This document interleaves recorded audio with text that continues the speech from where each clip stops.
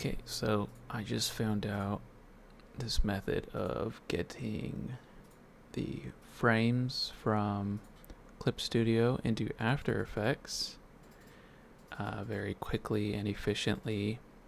And what I mean by that is, instead of what I would usually do as exporting this animation,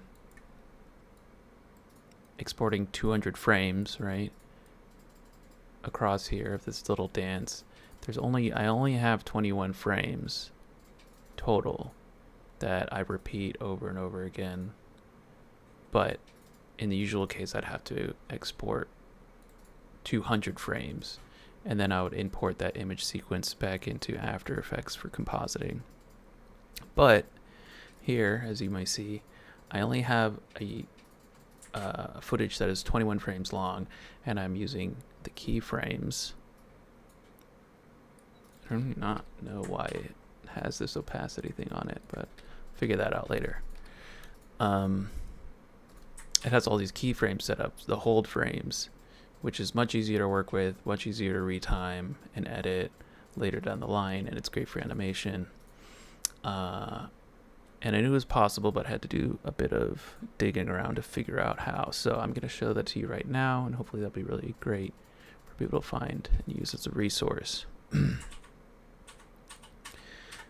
So the first thing I do is I rename in the layer order. So as you can see, it's 1 to 21.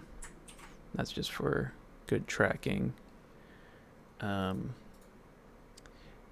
the next thing you're going to want to do is you're going to want to, if you go to the timeline, you need the Toei Animation Digital Exposure Sheet program or whatever. And you can click here. It'll pull this up. It'll take you to a download page, and you can download it to this location. And if you go here, you can see you can open it up right there, and I have it open already. It looks like this exposure sheet. This is what they use to track the timing for multiple things. I barely use this, and I didn't really learn how to use this, but it's really great because it has imports features into After Effects.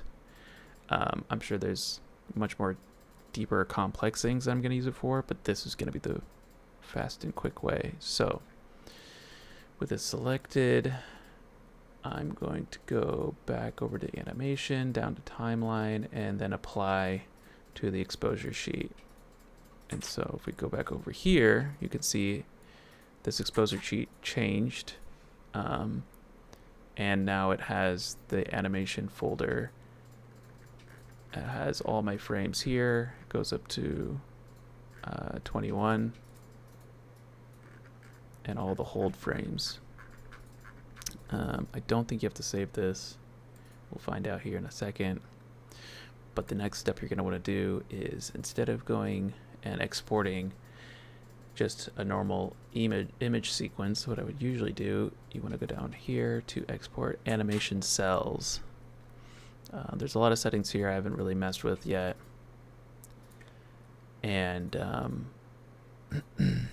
but, you know, I'm going to export into this folder like this. I'm not going to do it right now because I already did it a second ago. I'll show you that folder.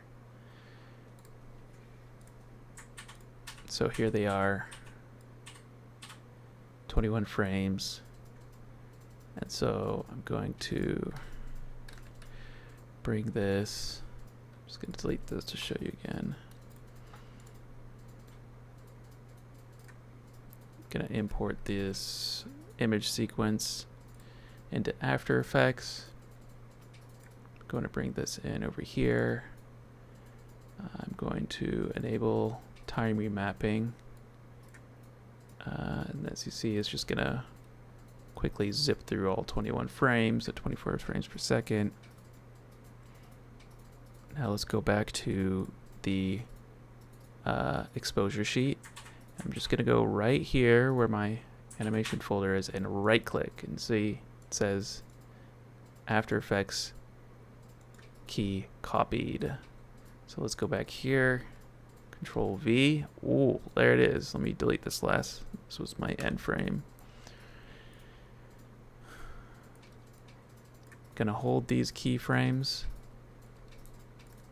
and bam, there it is, the same animation that was in my clip studio. Okay, I don't know why it does that. There, it always applies this fade out. I'm gonna have to figure that out later, but the same animation that was in Clip Studio is now in After Effects, but only 21 frames have been rendered.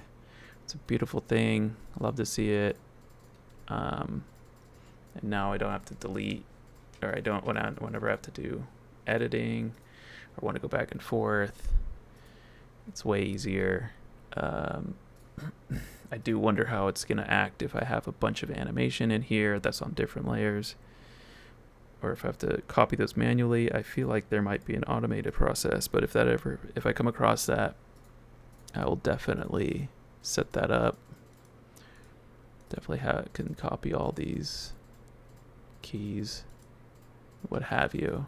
So I hope that helps someone who's been manually exposing, or just been, in the case of me, just been exporting every single frame from Clip Studio and bring it into After Effects. This is much better because, if you need to change timing in After Effects, it's way easier to just move these hold keyframes around than it is, or even speed them up,